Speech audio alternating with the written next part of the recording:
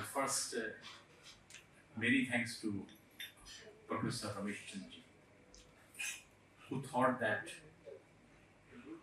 going singly may be different than going in a team.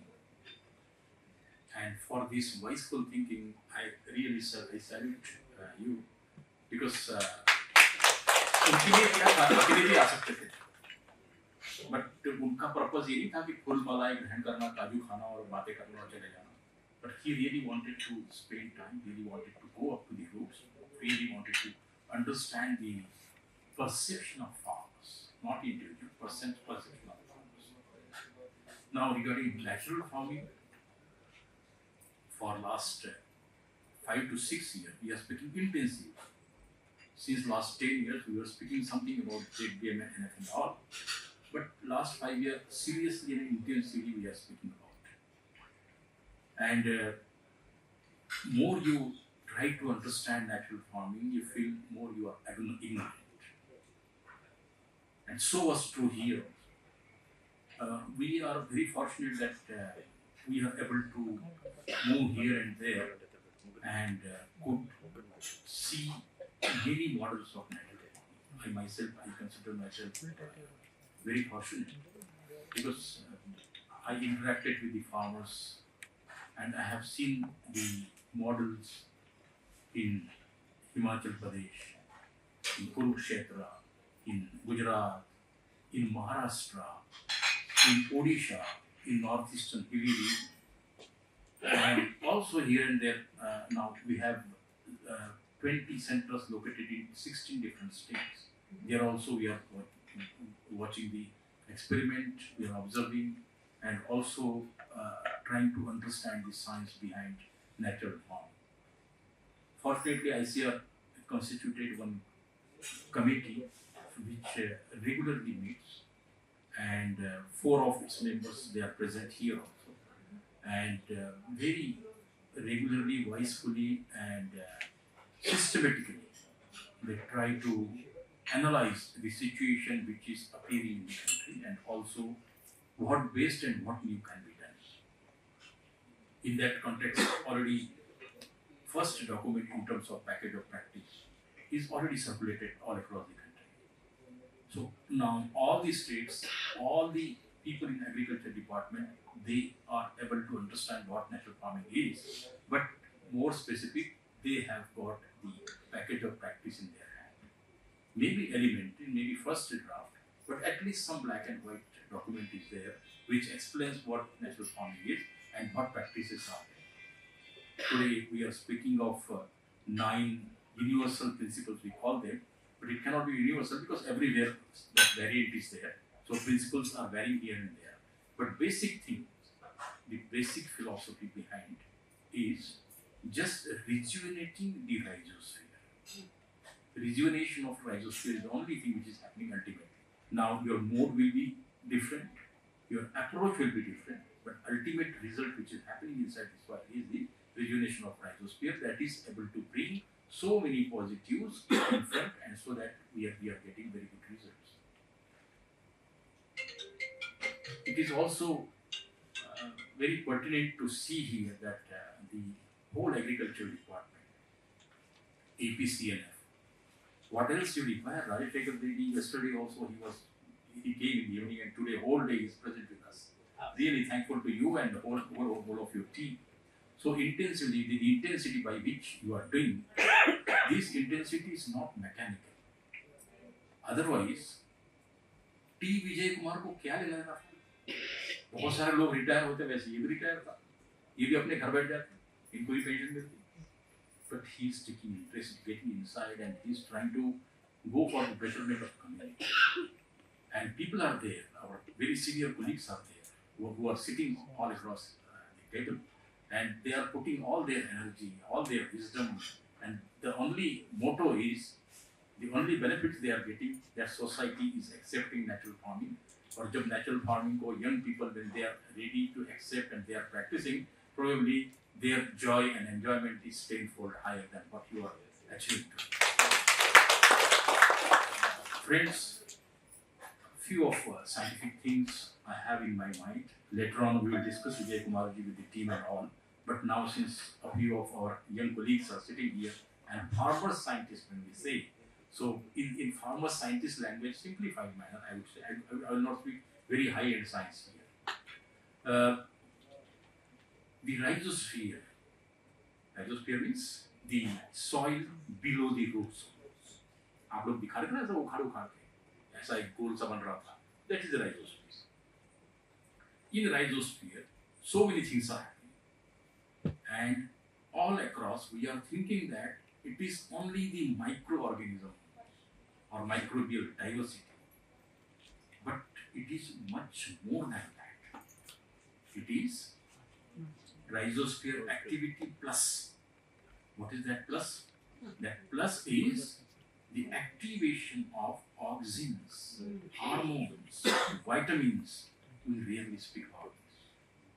Also, the canopy which we are observing either side with chemical, with natural, some kind of physiological differences are there. The physiological functions performed by the canopy in natural farming and physiological functions performed by the canopy of mineral fertilizer or natural or chemical fertilizer farm, you will get the distinction between these. But this distinction will be better realized by the crop physiologist than anybody else. Therefore, I see a great role of crop physiologist in this. Third most important thing is, when we use this natural farming concoctions or some extracts or cultivation of crops and all, as long as our perception is nutrient balance, we will never be able to realize the role of natural farming in this. What I have learned all across the natural farming systems in this country, because we are not limiting ourselves to cereal system like what we are doing here, rice after rice. But our experiments in 20 locations in 16 states, there we are going with the farming system typology, cropping system typology. When I talk of typology, that means you are thinking of the whole system. When you take the whole system into consideration, so many things will vary. Means a lot of variants you are bringing in between. And these variants are existing those reasons. You don't want to replace, you don't want to suggest any crop diversification or something.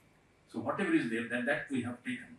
Within that, what we have observing now, if your approach is nutrient balance, A plus B is equal to C, therefore C is equal to, or A is equal to C minus B, or B is equal to C minus A. This is the balance, no? But natural farming is A plus B is equal to A, B, C. It's not. So that normal mass balance or nutrient balance doesn't work. And if you analyze from that angle, probably it will never. And this I tried to realize in the last 1 year with intensive data collection and observation and analysis and synthesis of data. So this approach from our scientific mind, if you remove this approach of A plus B is equal to C and keep the approach of A plus B is equal to A, B, C, then probably we will be able to make justice with ourselves, with our understanding, not with the net. The fourth important point, when we are looking at the economic benefits only, then forget it. We should not talk of natural farming. Natural farming is basically for ecological benefits. Indian agriculture has really now at the verge or even crossing the borders of economic benefits, and we have started realizing we require some revolution where ecological benefits are also called. Therefore, what I feel after watching particularly this APCNF model, that the ecological benefits, how much you are accruing, then natural farming is no more the practice of agriculture all along. It is not only agriculture university job. Natural farming is the matter of study for so many subjects and so many universities, because whole environment is getting purified. This is purification process. And therefore, just for example, wherever we visited the farms or concoctions or that bioresource center, everybody has observed that no mosquito was there, no housefly was there. So these are general observations which speaks about the societal benefits or ecological. This is happening because of the betterment or purification of the surroundings.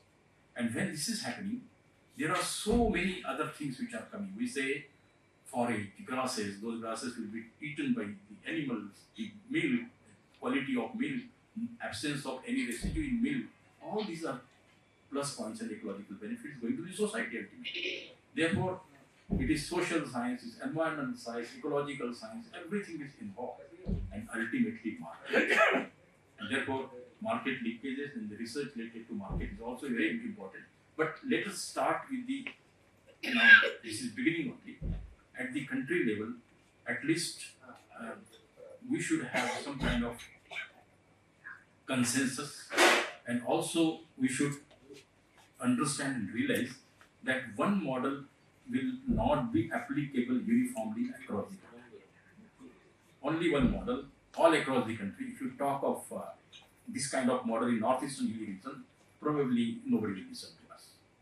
If you talk of this model in desert part of Rajasthan, nobody is going to listen. So, agro-ecosystem wise, variations are to be documented, recorded, and ICR will start working on this line also.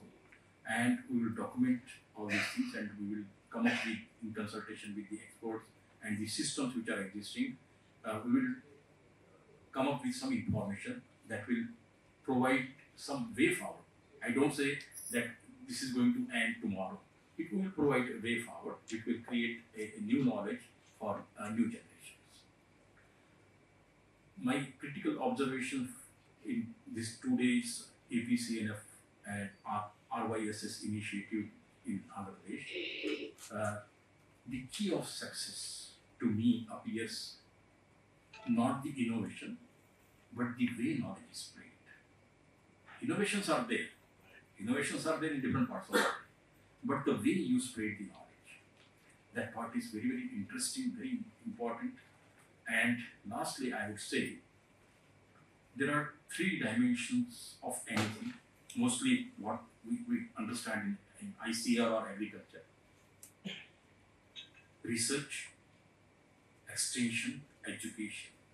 And you have made very significant impact in all 3 dimensions. So that is what we can say. I wish you all the very best, and ICR will be very happy. Wherever you feel that we are of some use to you, we'll be very happy to extend our support, help. And as suggested, we can have small meeting with the scientific community who is involved in APCNF and our scientists working in this our network farming program. Not only this, but also we are open from the committee of ICR, where DDG NRM is the chair. From that side also we are open to discuss at any